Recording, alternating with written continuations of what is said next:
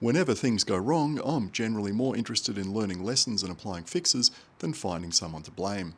Let's get into the lessons learned from a recent worksite traffic management experience that was less than stellar.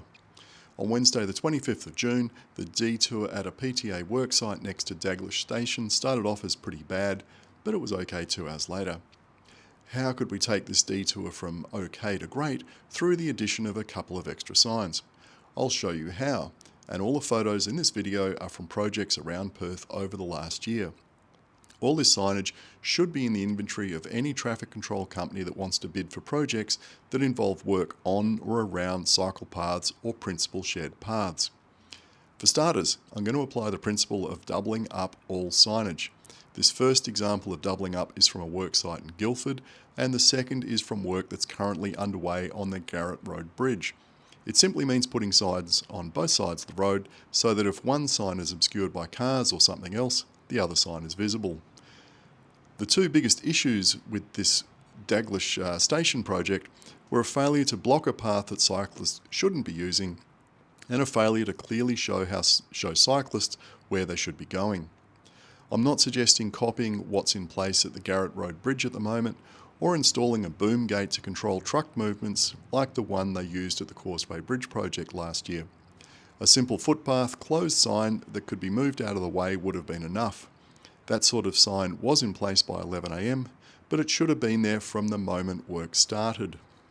It wouldn't have been so bad if the required route for cyclists had been clearly marked on both sides of the road with wayfinding signage.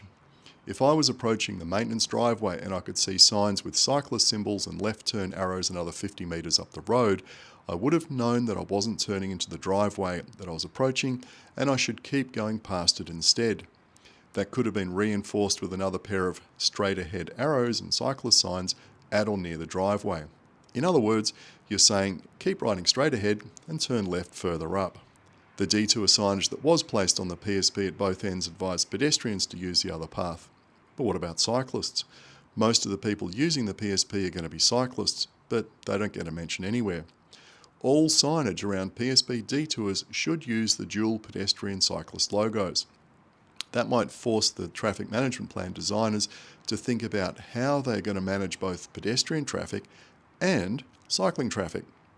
It has to be realised that most cyclists will avoid a narrow footpath wherever possible. They're not going to follow the path set out for pedestrians. The designers of the traffic management plan should have realised that these works would push almost all the cyclists onto the road and plan for that to happen. Well, what's the best way to deal with that? You could use cyclist in lane signs like these ones currently in use at the Fremantle Traffic Bridge project. Let drivers know that they should expect to be sharing this section of road with cyclists taking a detour. Using signs like that should also make the designers think about applying a temporary 30 km/h speed limit instead of the 40 km/h speed limit that was used. Now the last one is a nice to have, not a gotta have. It would have been good to have some advance warning about the closure at both ends of the path, like these signs from the Causeway Bridge project and these ones from the Garrett Road project. If you're going to use them for drivers, you can also use them for cyclists. The PTA, main roads and councils should start mandating that traffic control contractors start using these signs on any project that involves doing work on cycle paths or the principal shared paths.